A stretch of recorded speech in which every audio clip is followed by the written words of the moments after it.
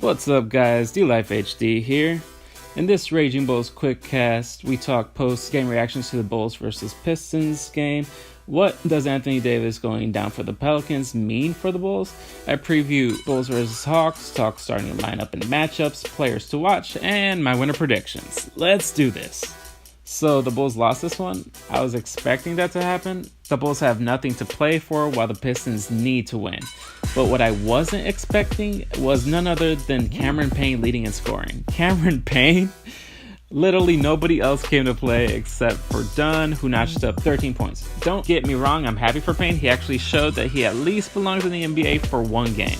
Hopefully he can keep this up. One thing that does bother me about Cameron Payne this game, and probably why he can't be consistent shooting, is that weird looking shot. Wow, it's strange.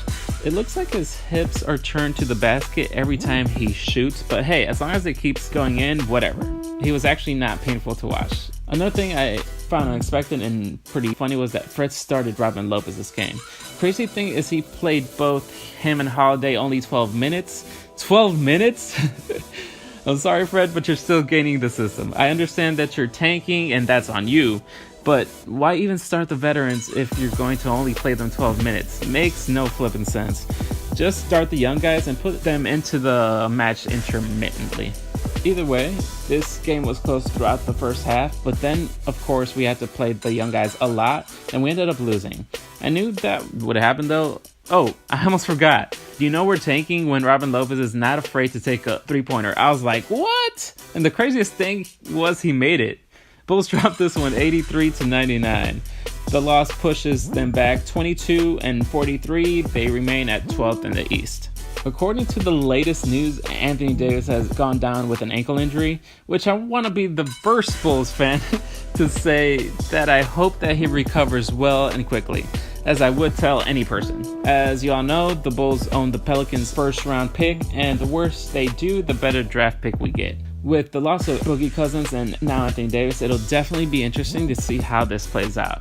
Once again, I wish Davis the best in his recovery. Just thought it would be an interesting thing to keep an eye on from the perspective of a Bulls fan. The Hawks come off of a huge loss to the Pacers, 112-87. The Hawks are even worse than the Bulls. They're also tanking. So it's going to be interesting to see who can tank the worst. The only three people that showed up for this game for the Hawks were Tyler Dorsey with 18, Dennis Schroeder with 15, and Mike Muscala with 12. I honestly expect the Bulls to win this one, even though it's in Atlanta, but let's look at the lineups. First, the matchup at point guard, Chris Dunn versus Dennis Schroeder. Despite how the scoring looks, I think this is a more even matchup than we might think. Yes, Schroeder is a much better shooter, averaging 19.5 to Dunn's 13.5, but he's also their best player and handles the ball a lot, so his scoring stats might be a little bloated.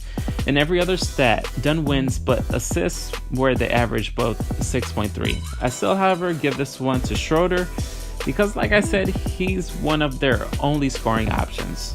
Up next, the battle at shooting guard, Zach LaVine versus Kent Bazemore. LaVine's a better shooter, averaging 16.9 to Bazemore's 13 points per game. LaVine also leads in rebounds per game, but Bazemore beats him in assists, blocks, and steals. I still want to give this one to LaVine, even though they're both just come off of very average games. Now the battle at small forward, Justin Holiday versus Taurean Prince. This is actually a really close match. Justin Holiday is a slightly better shooter, averaging 13.2 to Prince's 12.2 points per game, and they tie on every other important stat line other than steals per game, where Justin Holiday edges out Prince. This one would be tough if Holiday was playing decent minutes, but he's not. I'm giving this one to Prince. The matchup at power forward, Lauri Markkanen versus John Collins. This matchup is really no contest. Lauri is a better player by a bit in scoring, averaging 15.3 to Collins' 10.2 points.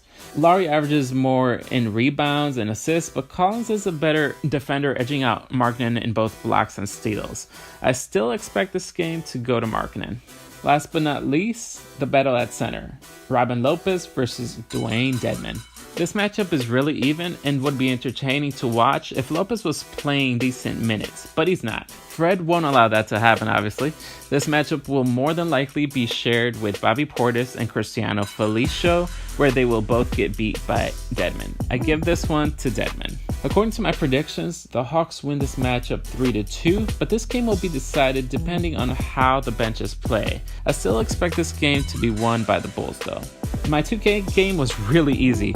I just flowed throughout the whole game and I only lost the lead once. I never really felt like I was actually gonna lose. I wonder if this is how it feels to play against the Hawks in real life. The game got close in the end, but we still pulled off the win. It does seem though that I tend to relax too much at the end of the games and don't score too much in the last few minutes. I really need to fix that. Alright guys, thanks again for watching.